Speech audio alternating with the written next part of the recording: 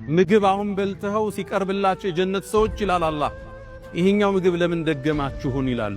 ቅመሱት ይባላሉ። ሲቀምሱት መዓዛው ጥፍጥናው የተለየ ነው። ማንጎ ሊሆን ይችላል።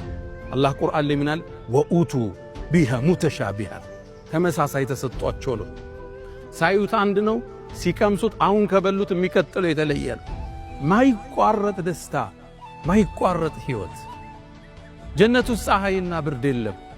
ታዲያ ብርሃን ከየት ይመጣል? ወደ ጀነት ዓለም ከዓርሽ በኩል የፍጥረቱ ዓለሙ ማሳረጊያ ጣራው ዓርሹ ረሕማን ከሱ ስር የሚመነጭ ብርሃን አላሉ ነቢዩ ዓለይሂ ሰላቱ ወሰላም።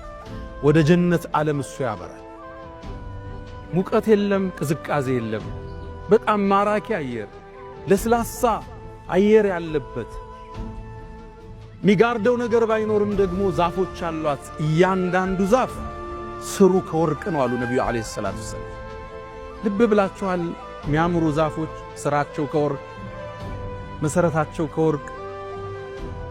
አንዳንዱ ዛፍ 100 ዓመት ተጉዘው ጥላውን አጨርሰውም ይላል።